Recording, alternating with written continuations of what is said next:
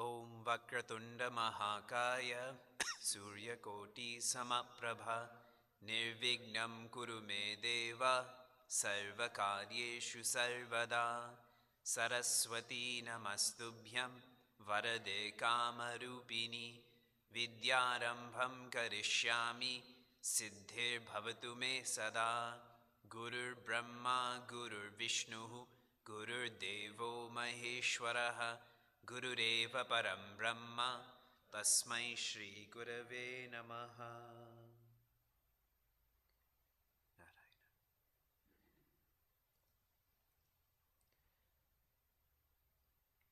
Last year, I took a group of North Americans, young adults primarily, on a yatra to the northern part of Bharat, of India, where we went to Haridwar, Rishikesh, Uttarkashi, Siddhabari. And part of this yatra, everyone had to engage in seva, service. So they went to the Cord Siddhabari work.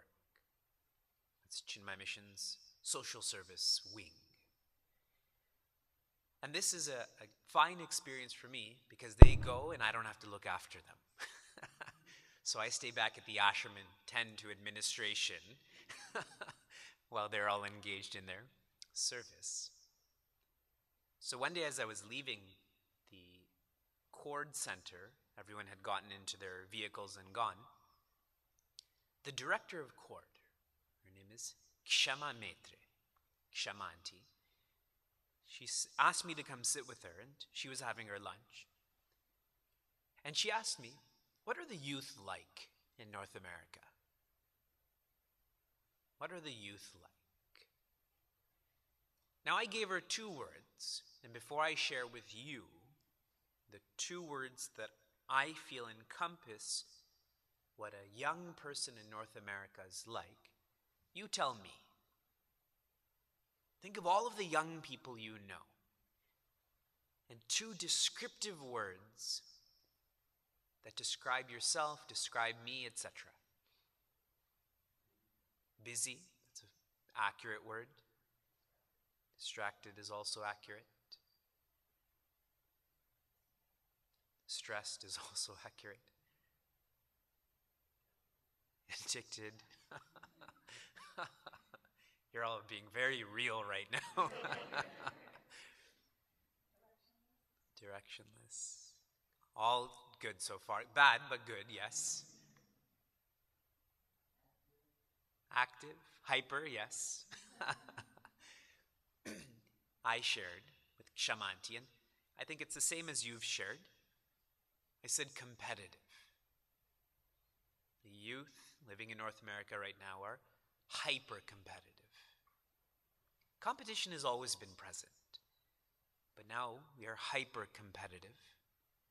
Academically, now high school students, after you finish, your day at school at 3 or 4 p.m., you go to another school. Mathnasium, Kuman, piano, Bharatanatyam, Kuchipudi, Carnatic singing, Hindustani singing, Western singing, and on and on and on, correct? In university, I'm part of endless clubs. That way my resume's better. So I get into a workplace where there's constant competition, criticism. All true? That's academically. Physically, where do we even begin with our physical competition? As in, my hair, my skin, my clothes, my contacts, my Invisalign, and on and on and on. Then when you have access to wealth, homes, parking spaces, models of cars, and shoes, and so on. Competitive. Why do you think we're so competitive? That's actually an effect. Don't even think that's the cause. That's an effect. There's a deeper problem. Why are we competitive? Insecure, that's right. I'm looking for a similar word. We compare and competition are similar. We feel isolated. We feel separate from each other. I use the word isolation. And what's fascinating is we're always around people. If not physically, at least virtually, we're always around people. But we do feel isolated, no? Insecure is another word to describe that. So competitive, excuse me, and isolated were the words that I used to describe us. But it's not fair to just point out what we're lacking. We need to know, what do we do about that? How many of you engage in asanas? You call it yoga, but the actual word is asana. How many of you engage in asanas? Like Surya Namaskar, etc. How do you feel after you engage in asanas? You're calmer, fresh, flexible, ready. Sheila engages in asanas morning and evening because she's carrying a lot of weight here and carrying Vyasa also. She needs to be more flexible. Now that's just with balancing the body. How good do you feel? Yoga is when you try to make the mind more virtuous. So more patient, more compassionate, more generous, more disciplined. If balancing my body can make me feel that good, imagine how I would feel if I balanced my mind. Yoga is when someone tries to be better. Inwardly, and naturally it comes out outwardly, they start to enjoy their own company. And when you enjoy your own company, you stop feeling isolated. When you stop feeling isolated, you stop competing. It's a lovely change. So many young adults that I know that are focused on bettering themselves, they're not experiencing the fear of missing out. They're not experiencing having to live up to this image that I'm like this, that I look like this. They're more natural. When do we feel most natural? We feel most natural in nature. We feel most natural with infants. We feel most natural when we're about to go to sleep and when we wake up. And the rest of the time, it's just a game we play, isn't it? So during this retreat, we are trying to learn to enjoy our own mind, our own company. This is the path to peace. Not just absence of pain, but the presence of peace. Ramayana, the path to peace. There is no other path. You ask any honest person and they will share the only path to peace is going through your mind to who you fundamentally are.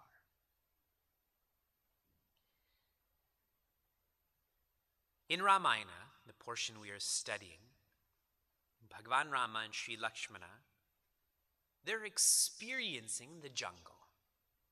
They're experiencing the jungle. And here I was using the word sight. Bhagavan Rama's eyes are seeing the peacocks, etc. Now I'm changing that word to experiencing. Okay, they're experiencing the jungle. From this experience, Bhagavan Rama is not satisfied with just this physical experience. He is using vision. His intellect is backing his eyes. He's trying to think about what this all means. So experience should lift us up to vision. And vision then comes back down to mission. What am I supposed to do with what I've now understood, with that insight? And that mission has to come out as action. Has to become real, has to become part of me. And I'm going to share a different framework with you. You got that first framework? Experience, vision, mission, action. That's how we're studying also. Here's another framework. Experience is like living. Everyone here is living.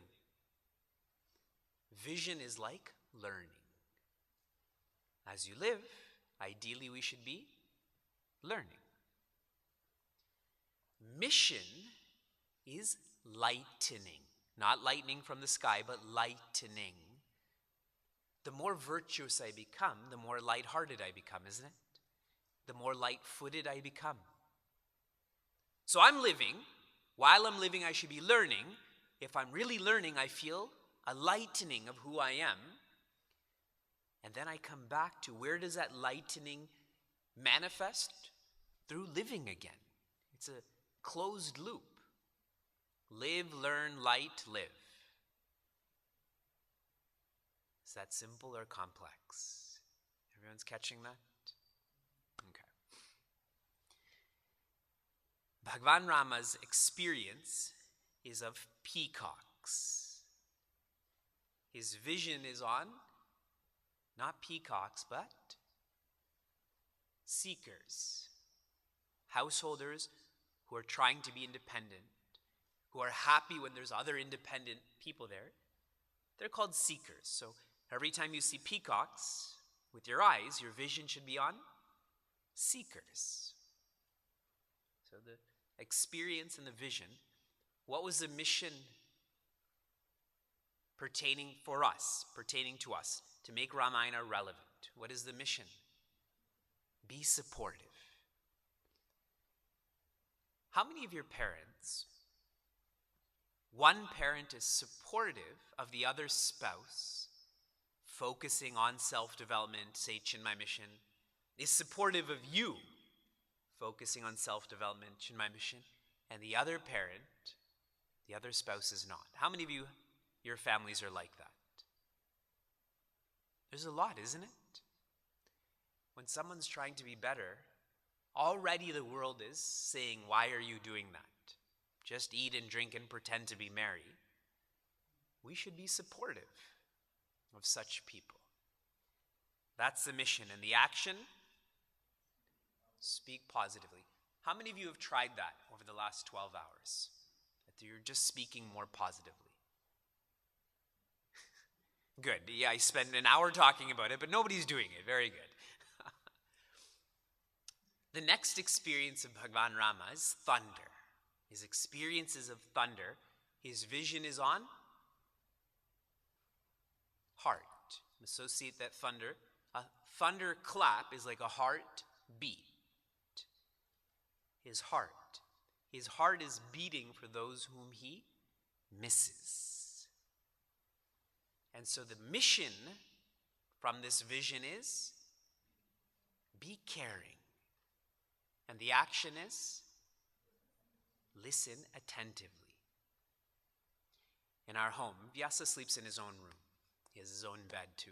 I don't even have my own bed, and he has his own bed. And during the summer, when there's thunderstorms, Sheila and I just listen more carefully because we know that he's going to be scared. He doesn't know what thunder is. That's just a loud noise. And he does. He cries when there's thunder. So we have to go and bring him to our room or go sleep in his room. You know, it's a very simple form of caring for that other person's welfare. Now we should expand that to driving. If you see people who are nervous while they're driving, to not be so aggressive with them. You see that baby on board sign. Now I see people who don't have babies that still put that put that sign on to be more okay with them. So to listen attentively. The third experience of Bhagavan Rama is of lightning. And the vision from that experience is of wicked people. I'm going to try to simplify this to one word: relationships. The text says friendship, but I'm not okay with that word because wicked people don't have friends. They don't have friendships. A friendship implies depth. A wicked person is shallow. A relationship, right? I have a relationship with a Starbucks barista. Barista is a word, right? My relationship is they give me coffee, I give them money. That is a relationship. It's not a friendship, right? So lightning and relationship. Those who are selfish come into your life fast and they will leave your life fast. Those who are selfless will come into your life fast and they won't leave. You will have to kick them out before they leave. And the mission from this vision is be independent. And the action is observe lightly. If you read the text, there's a lovely example that Guruji gives, Swami Tejamananda. So imagine this is a tree and the sun rises. How long is the shadow when the sun is rising and the tree is here? Very long. And when the sun sets, it's also very long. And when the sun is at its peak, when you need that shade the most, that shadow is very small or non-existent. What a cool way of thinking about a tree and shade. That shows his vision also. When you need them the most, they're not there. For all of the young adults that we are, this is a very important vision. We are influenced by the company we keep. If we're around shallow people, we will become shallow. So be careful about who's influencing you. Now, what if you're that vicious person? What if you're the shallow person? We keep interpreting this like, yeah, there's shallow people over there. What if this is describing you? I thought about that a lot. You have to look at this both ways. Maybe this is me. How do you become less shallow, less wicked? Be influenced by those who are deep. Be influenced by those who are noble. So it goes both ways. That I should observe lightly those who are shallow. And if I'm the shallow person, I should surround myself by those who are deep. The fourth experience of Bhagavan Rama is of clouds. Peacocks, thunder, lightning, clouds. And his vision is not on the clouds, but on wisdom, or the wise, on wise personalities. That a wise personality is someone who's always bending, not someone who's rigid, someone who's stubborn. A very powerful statement that Swamiji has written.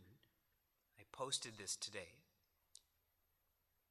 Knowledge that increases one's pride is actually a sign of arrogance. Knowledge that increases one's pride. So imagine I leave school and I go and talk to everyone about my degree. I put it on my checks and on my wedding invitation that this is my degree. It's not knowledge then. I was just educated, but I'm more arrogant now. Even some who are describing that contemplation was harder this year than last year, that's because of the ego.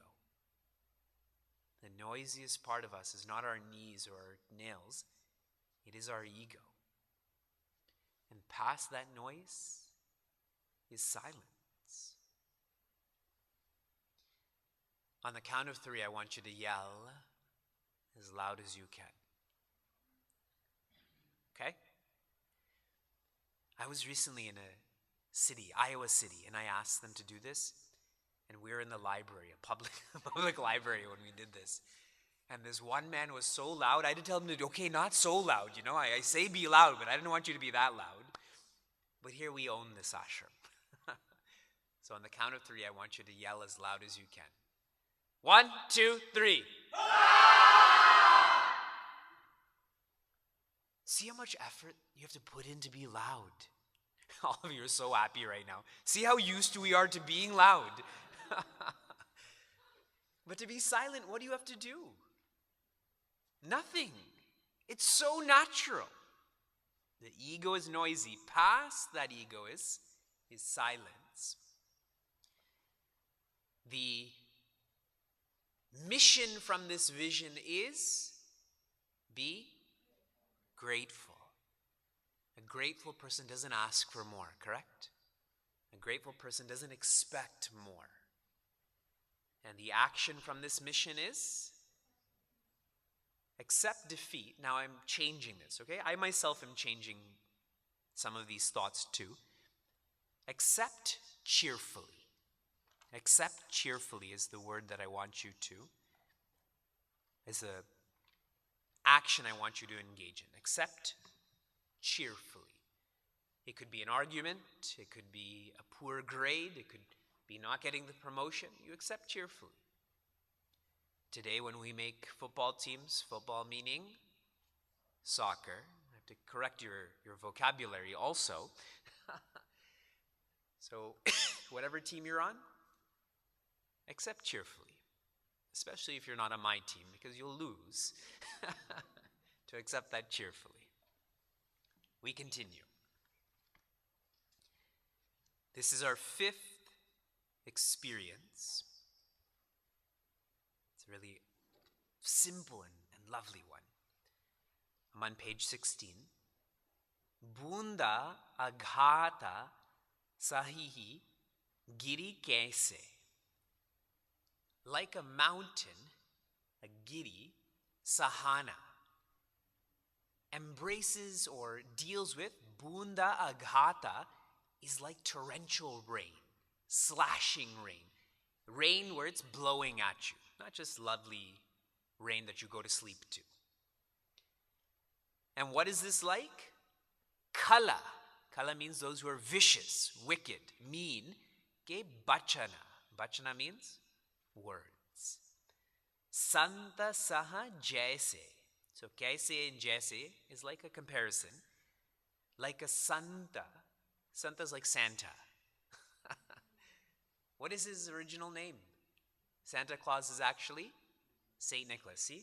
Santa. Copied from Sanatana Dharma. Santa Saha, like a saint, endures people's taunts, endures people's threats. So I'm going to simplify this more. The way a mountain faces rain, the noble personalities endure threats, endure harshness. Okay? That's the experience that Bhagavan Rama has.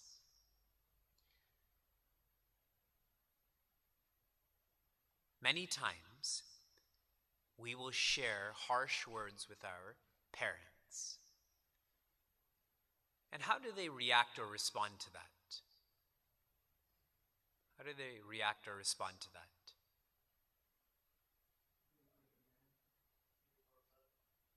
Most of the time, they absorb it. Most of the time, that you're my son or daughter. You know, it's okay. That kind of idea. And when we were younger, they absorbed it way more. When we were late for stuff, when we broke stuff, when we kicked them while they were sleeping, They absorbed all of that. If you kick them now, maybe it'll be quite different. There's so much of absorption that our parents engaged in. If you want to extrapolate this more, who is your original parent? God, Bhagavan. When was the last time you thanked God for everything? When was the last time you thanked Bhagavan that your lungs work, that there's a proper exchange of oxygen and carbon dioxide? And still, air is nourishing us, isn't it? For us, if someone doesn't thank us for a little bit of work we do, we stop doing it. Correct?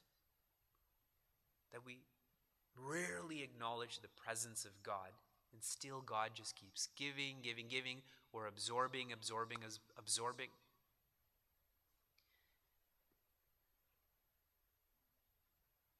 The mission from this vision, from the fifth experience, the vision is mountains, and the association there is with noble, those who are noble. The noble endure harshness. Our mission, what we need to develop, is to be enduring. To be enduring. And we've studied this before. What is the Vedantic word for endurance? Titiksha. Titiksha means to endure, because if you don't endure, someone who doesn't endure a lot, what do they do a lot? Complain. How many of you would describe yourself as a complainer? Almost all of you. Those who don't have their hands up, or they're writing notes. Am I a complainer? Why is it that 2/3 of us are complainers? We have to be mountain-like. We have to be like an ocean that absorbs. to be enduring. When there is harsh words being exchanged, we have to be vigilant not to react to that. Even with Vyasa, there's an electrical bar there where the internet is connected. And he likes to touch everything, so he keeps playing with that button. So now, when Vyasa's near there, we say, Vyasa, come over here. And he looks at us and smiles and goes straight to that button. And it's because we're reacting. And if we don't react, it's less fascinating for him, isn't it? But as long as we react, yes, this is something that I must touch. I must do something about this. So he keeps doing it. So now Sheila and I, yesterday he broke a blender. He just pushed the glass down and broke it. And the reaction is, I can't believe you broke that. You're going to get hurt. But we both just chilled. Because otherwise he's going to just keep on pushing it over. But now this is not a big deal. To be vigilant when harsh words are being exchanged, if you're receiving this, to not react. If you react, it's an arms race, isn't it? Isn't that what countries are doing right now? Now, what if you're the person who's offering those harsh words to those who are noble? It is a dangerous way to think and speak and act. For someone who's noble, for someone who's on their way to enlightenment, for someone who is enlightened, all of the positivity that comes from them gets distributed to those who support them, to those disciples, let's say. All of the negativity that comes to them, it gets deflected. It doesn't get absorbed by them. It gets deflected. It's not that they react to it, but all of that is distributed to the haters. It goes back to the people who are sharing it, which is why we have to be most careful around such personalities, to only think positively, speak positively, act positively. In a different way, what is shared is, when you're on a yatra, when you're in a mandir, any wrongdoing is magnified there. In the same way, any right doing is also magnified. It's a place of intensity. I was teaching in Toronto, and I had to fill up gas. So I pull over, and I'm filling up gas. And another car pulls up behind me. And I'm just daydreaming. Lady gets out, she's filling up gas. And I happen to look over, and she's staring at me. And people, they look at me. Why is he wearing a skirt? You know, when I have a beard, you know, he's so disheveled, or whatever they think. But their stares are kind of like, they look and look away, look and look away. But this lady's, like you're looking at me right now, she's also looking at me at a gas station. So now I'm kind of perturbed, like, you know, I'm just filling up my gas. What are you looking at? I can fill up my gas too. So I finally looked at her and say, can I help you? You know, in a very passive-aggressive way. And she says, how do you keep your clothes so white? And immediately I thought, like, oh, you know, look at the mind games that I'm playing with this lady. She's filling up her gas and wants to know about my clothes. And now leading to this example, you know, I had coffee this morning. Imagine I spilled a little bit of coffee here, a little bit. As I'm speaking, what are you going to be looking at? So much square footage of white clothing, and there's a little bit of coffee, and you're staring at it, isn't it? The same happens when we're in an environment of purity. So be vigilant in such environments to focus on the noble rather than the ignoble. Here is our action. So vision, mission, action. The action is chant steadily.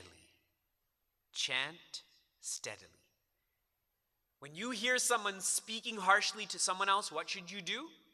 You chant. That way you don't absorb that harshness. If you're about to say something harsh, what should you do? Chant to diffuse that harshness. And why I'm saying steadily, there's this propensity to react. But being steady means, okay, I'm about to say this, I have to come back to chanting. How many of you watched the show This Is Us? So few of you. Oh, it's a really good show. It's called This Is Us, and one of the characters, he's arrested for DUI. And in his car is his brother's daughter.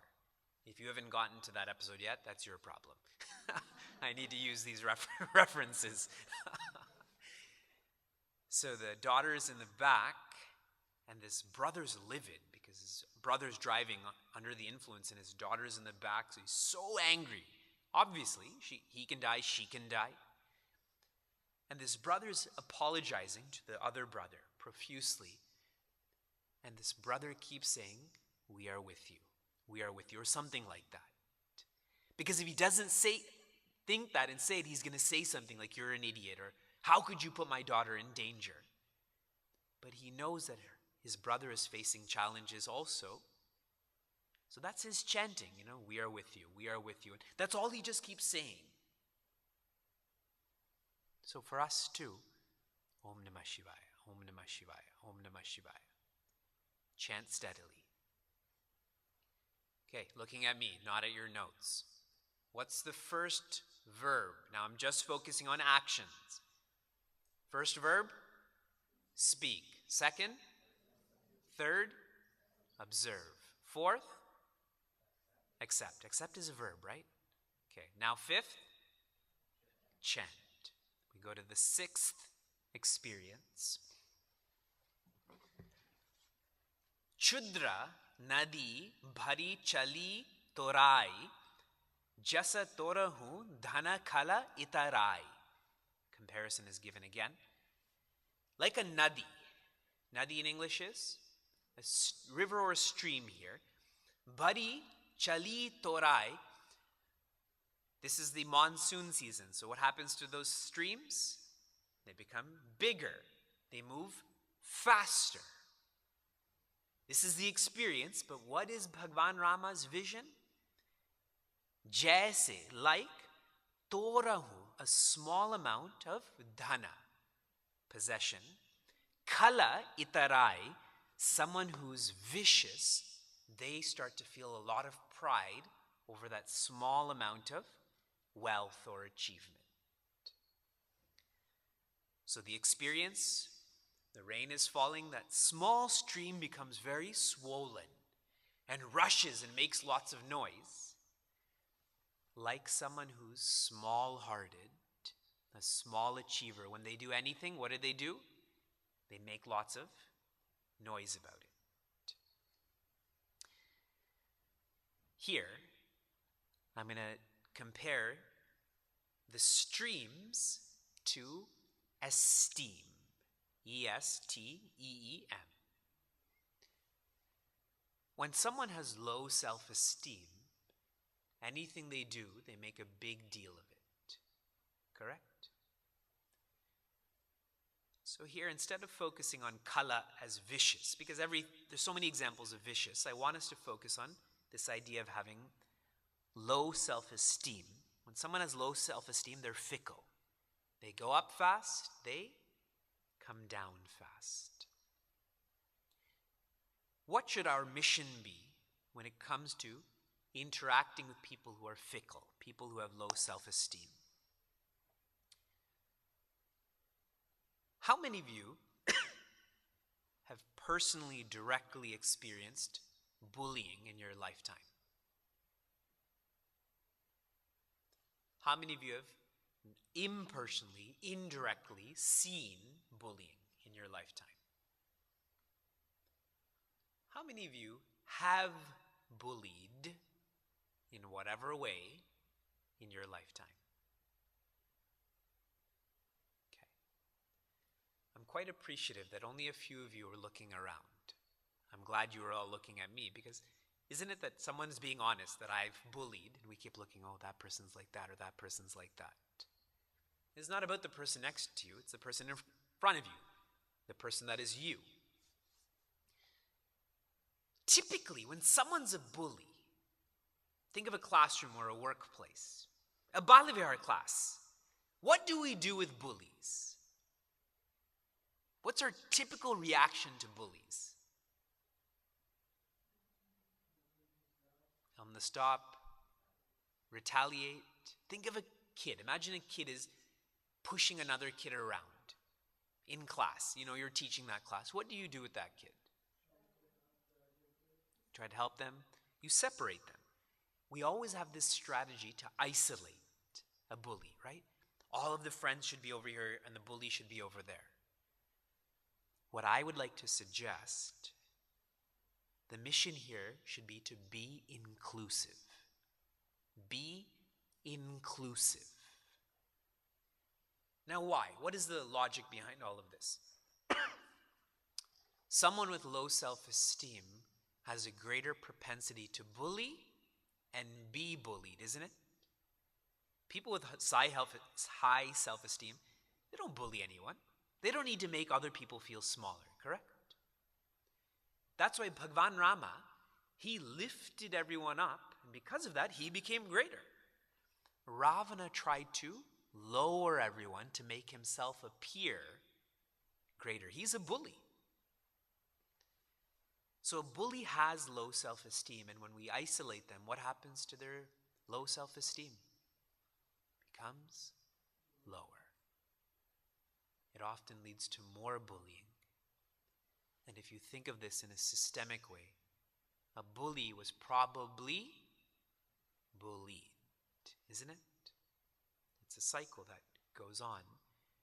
But here, we have to try to be someone who's inclusive, that you can keep on bullying, but I'm not going to isolate you. I'm going to try to break this system that other people didn't care for you, but I'm going to try to care for you. And note how this example has come from the previous one, which requires one to be noble, to endure that harshness, isn't it? To be inclusive. Later on in the text, Goswamiji, he shares that there's 3 types of people. Now, as I share this, please analyze yourself. Okay, when you get these frameworks, don't use them against other people. I facilitate our understanding marriage retreats. And many times when I'm speaking, a husband and wife will be sitting beside each other, and the wife will be squeezing her husband's hand. This is for you. Pay attention. Wake up. And another time, I'm speaking, and the husband was in the front row, and the wife was in the row behind. And as I'm speaking, he's going like this. Like he's taking my words and directing it towards her. When these words are for the person who's hearing them and listening to them, correct? Okay. The three types of people are either a rose, a mango, or a jackfruit. I said jackfruit. Okay? A rose, a mango, or a jackfruit.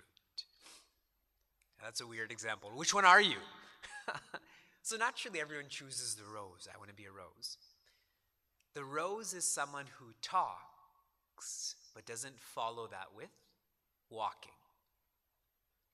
Doesn't follow it with actions. A rose just flowers, and that's it, and then dies. A mango flowers and fruits. So the second type of person talks and walks, follows it up with action. The jackfruit just fruits. There's no flowering, it just fruits. Such a person doesn't talk, they only walk. They only act. They don't make a lot of noise as they engage in that action. I'm sharing this because when we are around people who are of low self-esteem, who are fickle, we should be inclusive. But what if we're that person? With the low self-esteem, with the fickleness that look at what I did, look at what I got. Remember to be the third type of person that just acts and doesn't have to declare it. Do you all believe that you will get what you deserve in life? How many of you don't believe that? You don't believe that you'll get what you deserve in life. I think some of you do believe you may not get what you deserve in life. But if you do believe you'll get what you deserve in life, there's no need to declare it. What you deserve will come to you. And I mean that positively. I don't have to sell myself. Just like with phonies, eventually you figure out who's a phony, isn't it? They don't have to say anything. You'll just know that this person is untrustworthy. Here's our action. Our action is smile intelligently. Smile intelligently. If you can think of a demographic of society that is most conceited, pick a demographic of society that is most conceited, the most bragging oriented. A demographic, don't pick a person, okay? We already know who that person is. A demographic of society.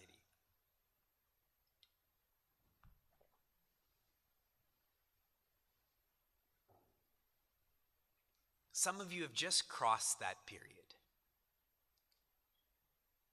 Teenage boys.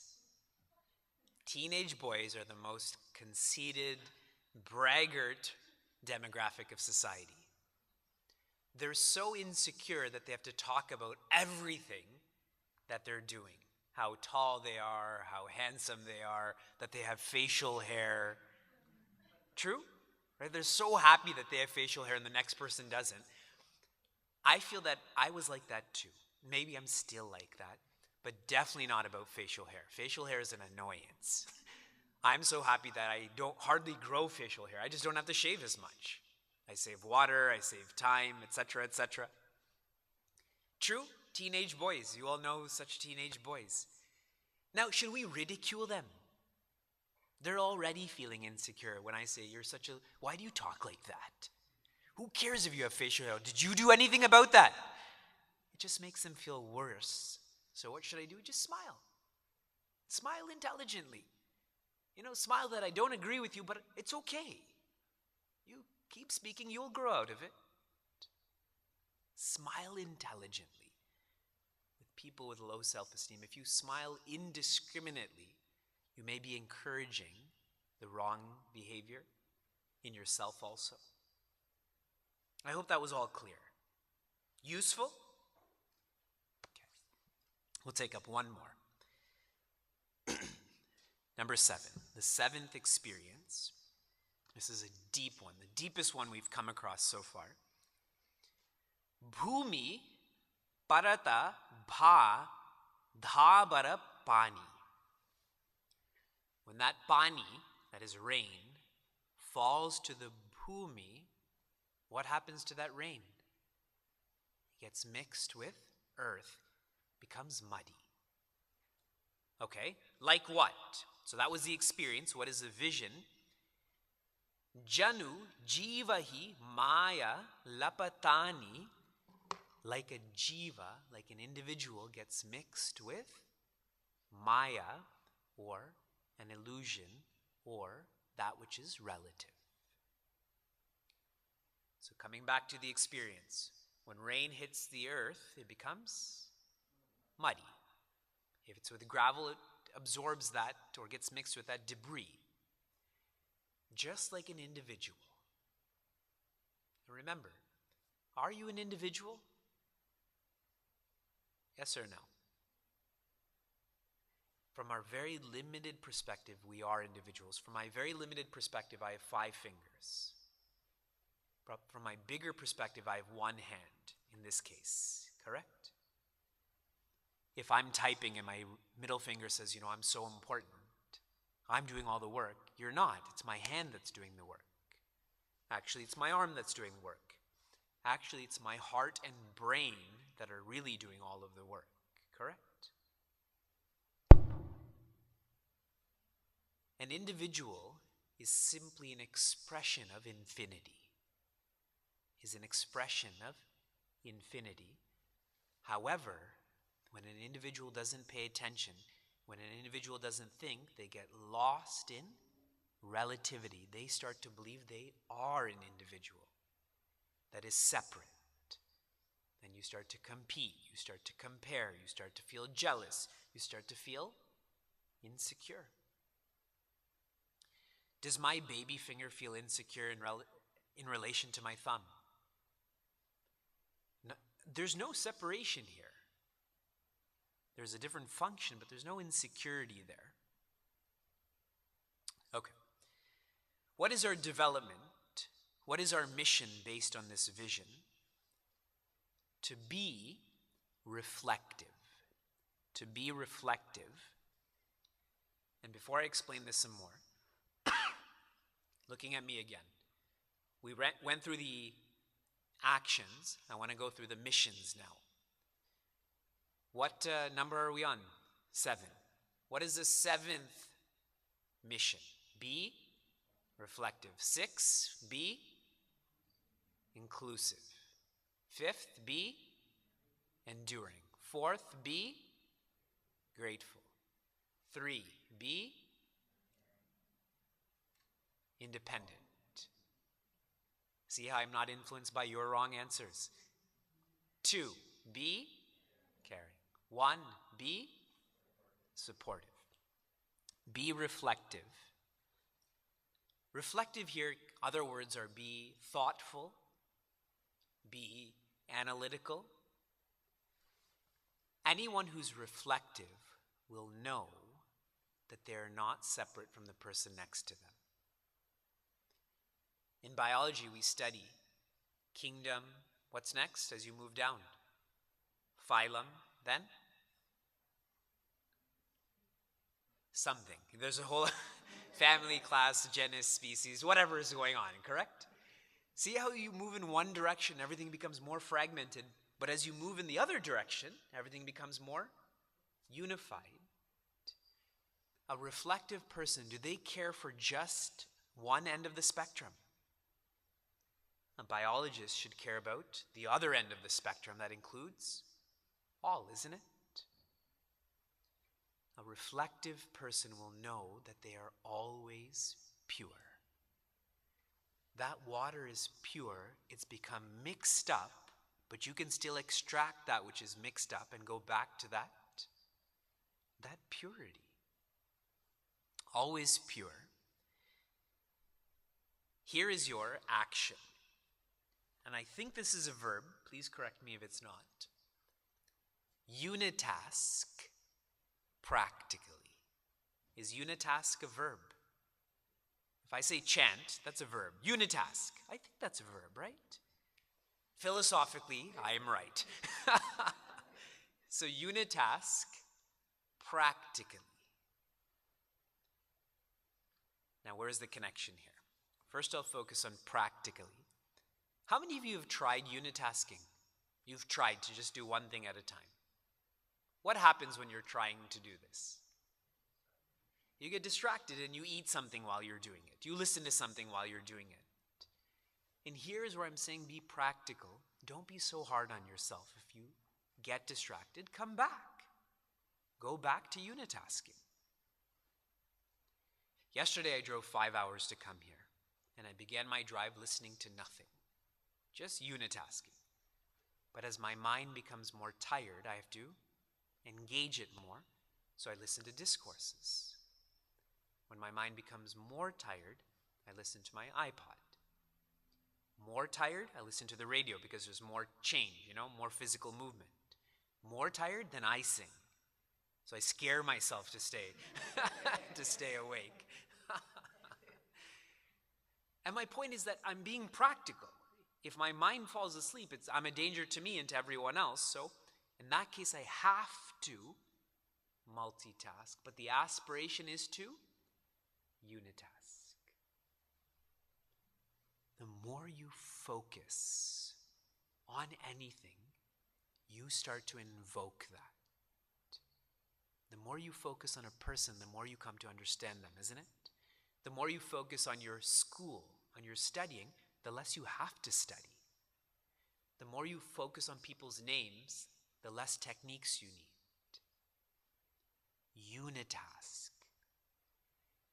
There's nothing more practical than this because our minds can only have one thought at a time. It is a lie to think that you can have more than one thought at a time. And the comparison in Bhagavad Gita is, the tip of a candle, of a diya. That tip appears solid, but it's actually moving so fast, it's like it's solid. Like the spokes of a wheel. Those tires are moving so fast, it appears solid, but there's actually gaps in between those spokes. An infant wouldn't register that. They'd think, oh, there's a solid entity there. But we know it's just spinning so fast, so it looks solid. Multitasking is not possible. And if you still are, smiling and nodding and thinking that I'm wrong, you try. Try for 1 week unitasking. Just eat, just drive, just study, etc. And the next week, go back to multitasking, where you're doing everything at once. See which one is more effective. The one that you absorb more in, the one that you learn from more. See which one you enjoy more. There's more calmness and quietude.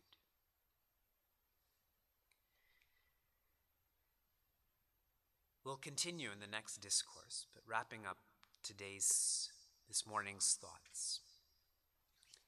According to social scientists, sociologists, what are the two greatest fears that humans have? Public speaking before death, correct? Death and public speaking. How many of you are afraid of public speaking? Okay.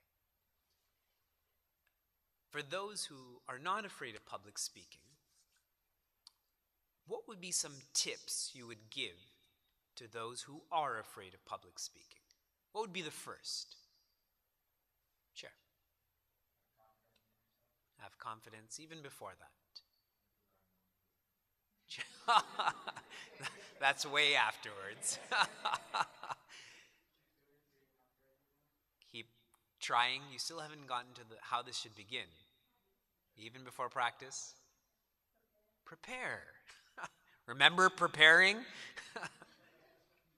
I'll give all of you an acronym on how to be, what I feel are techniques on being a better public speaker. The acronym is PREP, P-R-E-P. The first P is prepare. Know the subject, know the audience, know the microphone, all of that kind of stuff.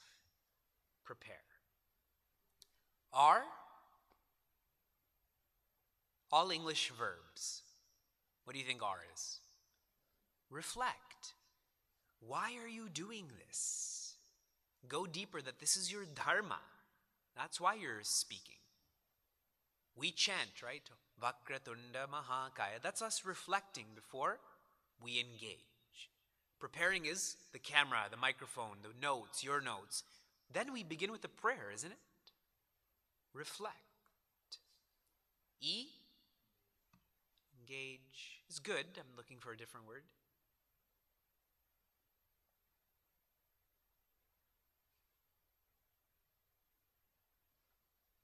Come on, give me English verbs that start with E.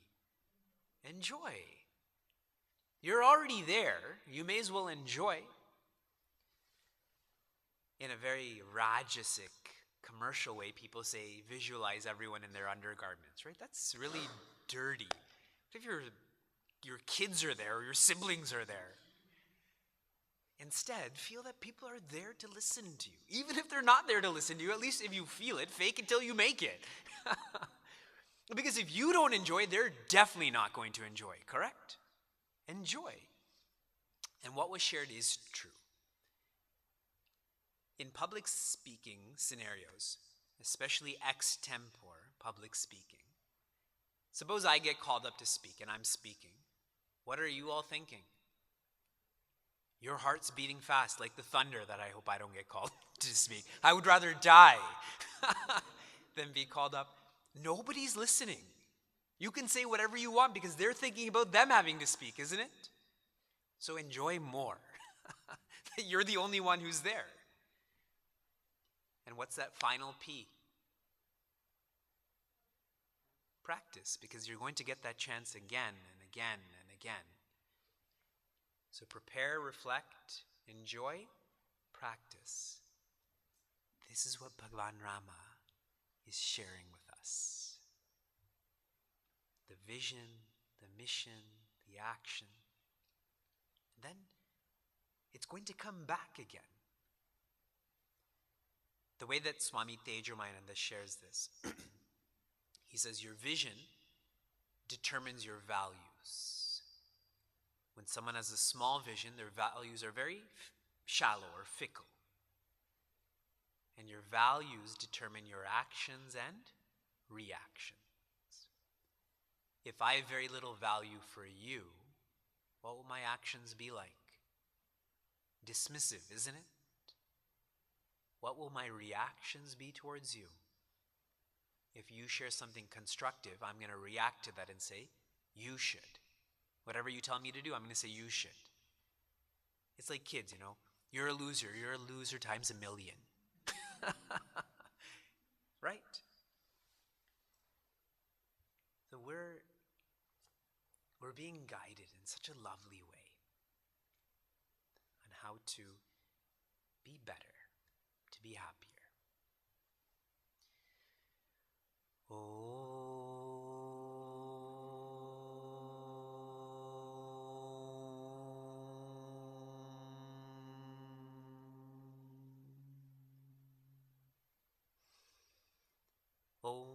Sarve bhavantu sukhinah, sarve santu niramayah, sarve bhadrani pashyantu, ma kaschid dukkha bhag bhavet.